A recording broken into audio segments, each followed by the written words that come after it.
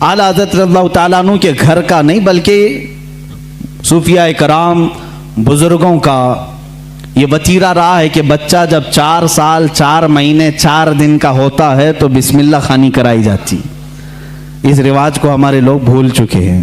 चिल्ले छट्टियाँ तो याद रहीं और दूसरे मामला तो याद रहे जो औरतों के शुरू किए हुए हैं, लेकिन इस्लामी मशाइख और बुजुर्गान दीन ने जो तरीक़े हमारे लिए मुस्तहब फरमाए थे उनको आज ज़िंदा करने की ज़रूरत है। अपने बच्चों की बिस्मिल्लाह खानी करवाएं।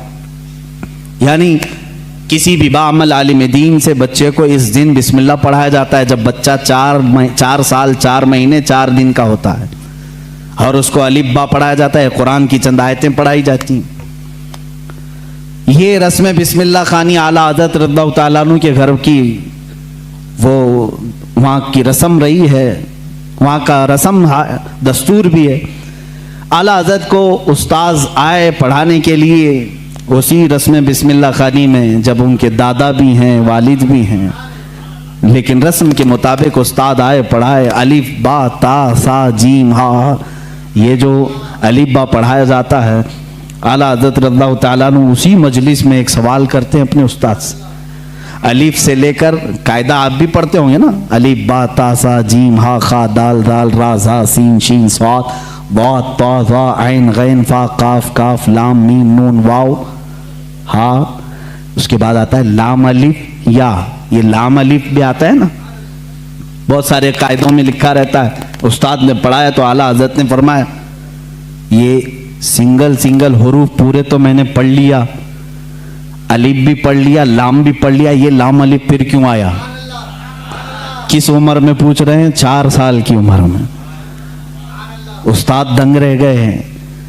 आला हज़रत के जद्द अमजद मौलाना रज़ा अली ख़ान रहमतुल्लाह अलैह बड़े पाए के आलिम हैं।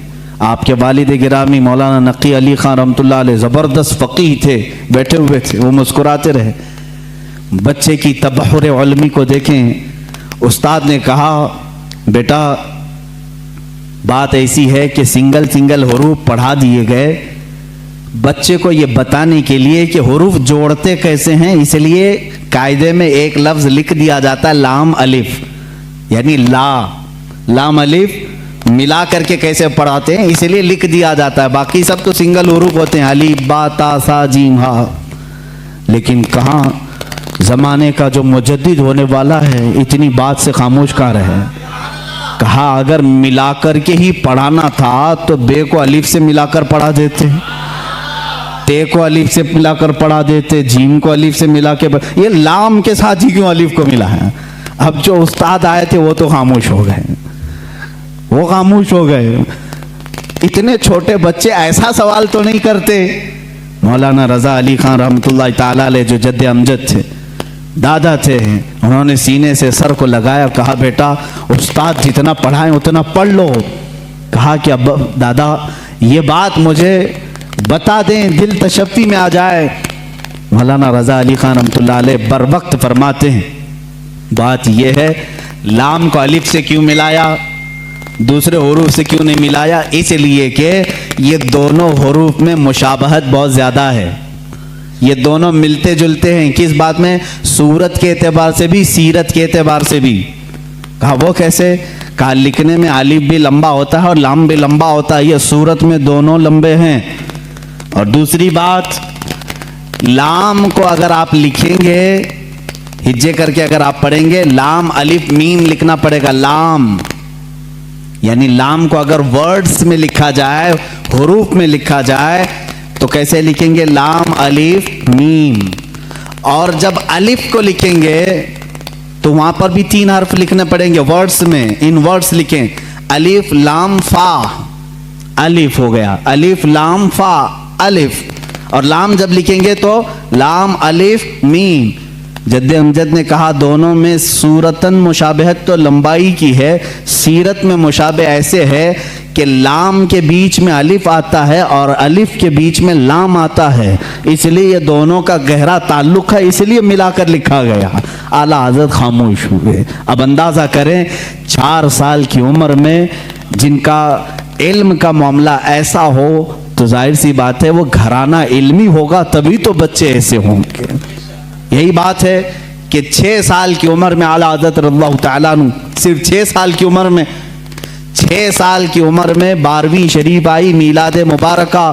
رسول کریم صلی اللہ تعالیٰ علیہ وسلم کی عظمت پر گھر میں جب محفل منعقد ہوئی، آپ کے والد گرامی کے شاگرد اور مریدین جمع ہوئے تو 6 سال کی عمر میں اعلیٰ حضرت نے 2.5 گھنٹے عظمت رسالت پر بیان فرمایا. میاں اچھے مقررین کے پسینے چھوٹ جاتے ہیں اگر پوائنٹ ٹو پوائنٹ بات کی جائے، ورنہ لفاظی کرنا ادھر ادھر کی ہانکنے میں تو 6 گھنٹے بھی چلے جائیں گے. علم کی بات پوائنٹ ٹو پوائنٹ کرنا یہ دقت کا معاملہ ہے. 6 سال کی عمر میں جو اپنے نبی کونین صلی اللہ تعالیٰ علیہ وسلم کی ذات پر، آپ کی سیرت پر 2.5 گھنٹے خطاب کر رہے ہیں، وہی اعلیٰ حضرت فاضل بریلوی رضی اللہ تعالیٰ اب کتابوں کی تعلیم شروع کرتے ہیں، عالم کورس. وہی 6 سال کی عمر میں اپنے والد گرامی سے پڑھا. مرزا عبد القادر بیگ صاحب اور کچھ علماء تھے جن کا تذکرہ آیا ہے اعلیٰ حضرت کے اساتذہ میں. زیادہ سے زیادہ کتابیں آپ اپنے والد گرامی سے پڑھتے ہیں. اب اپنے والد گرامی سے پڑھنے کا زمانہ ہے. صرف 8 سال کی عمر ہے آپ کی. 8 سال کی عمر میں علم نحو کی مشہور کتاب ہدایت النحو ہے، وہ پوری اپنے والد سے پڑھی اور اس کی شرح بھی لکھ دی اردو میں، عربی میں. اس کی گائیڈ لکھا 8 سال کی عمر میں.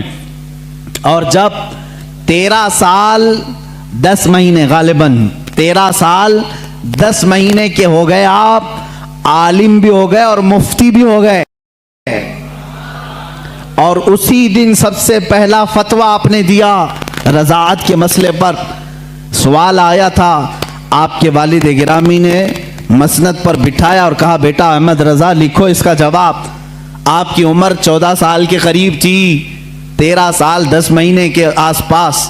اس وقت آپ نے سب سے پہلا فتویٰ لکھا. میاں فتویٰ پوچھنے والوں کی عمر یہاں 60 سال کی ہو جاتی ہے، لکھنے والوں کی بات تو چھوڑیں. وہ 13 سال 10 مہینے کی عمر میں پہلا فتویٰ صادر فرماتے ہیں. اس میں دلائل بھی ہیں، قرآنی آیات، احادیث رسول. والد گرامی نے دیکھ کر کے ماتھے کا بوسہ لیا اور کہا آج سے تم مسند افتاء پر بٹھائے جاتے ہو. 13 سال 10 مہینے کی عمر سے لے کر جب تک آپ کی وفات نہ ہوئی اس وقت تک آپ نے فتویٰ نویسی فرمائی. تقریباً 6,000 سے زیادہ فتوے آپ نے ارسال فرمائے. آج وہی فتاوی رضویہ کی شکل میں ہمارے پاس ایک فقہی انسائکلوپیڈیا موجود ہے جس کی 30 جلدیں ہیں، 21,000 صفحات کے قریب یہ کتاب ہے. 250 رسالے اس کے اندر موجود ہیں. 250 رسالے، الگ الگ کتابیں. جو جس طرح کا سوال آیا، عربی میں آیا تو عربی میں جواب، فارسی میں آیا فارسی میں جواب، انگلش میں آیا انگلش میں جواب. جس علم کا سوال آیا اس علم کا جواب آپ نے ارسال فرمایا. یہ تقریباً فتاوی رضویہ آج جو چھپی ہوئی ہے 30 جلدوں میں ہے، 30 بڑے بڑے ویلیومز ہیں. اسی لیے بہت مشہور خاندان مارہرہ متحرہ کے اعلیٰ حضرت رضی اللہ تعالیٰ عنہ کے پیر خانے کے صاحب سجادہ کے برادر اصغر فرماتے ہیں اعلیٰ حضرت کی شان میں مینار قصر رضا تو بلند کافی ہے. یہ سید اشرف مارہروی صاحب قبلہ ادام اللہ اقبال وہ ابھی آیات ہیں، انہوں نے یہی فرمایا اور حق فرمایا کہ مینار قصر رضا تو بلند کافی ہے، تم اس کے پہلے ہی زینے پہ چڑھ کے دکھلا دو. ارے میاں فتاوی رضویہ تو ایک کرامت ہے، فتاوی رضویہ تو ایک کرامت ہے. ذرا ہدایت بخشش ہی پڑھ کے دکھلا دو. اعلیٰ حضرت کی لکھی ہوئی نعتوں کی جو کتاب ہے ہدایت بخشش، اسی میں بہت سارے لوگ بھٹک جاتے ہیں، پڑھ نہیں پاتے. فتاوی رضویہ تو علوم کا ایک سمندر ہے.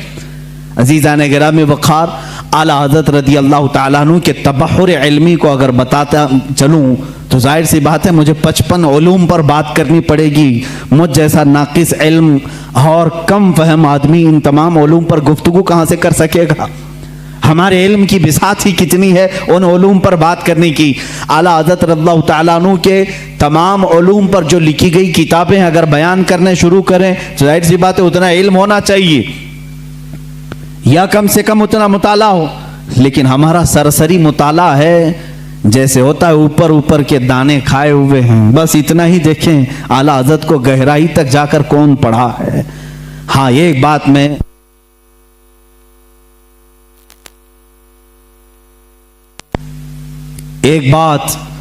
میں دل سے کہوں گا کہ سنے ہوئی محبت کرنے والے الگ ہوتے ہیں، اعلیٰ حضرت کو پڑھ کر کے چاہنے والوں کی بات الگ ہوتی ہے۔ پڑھ کر کے جو محبت کرتے ہیں وہ حقیقت میں محبت کرتے ہیں اور ان کا لوہا مانتے ہیں، اور سنی سنائی ہوئی باتوں میں کبھی ادھر آتے ہیں کبھی ادھر جاتے ہیں، معاملات ایسے ہوتے رہتے ہیں۔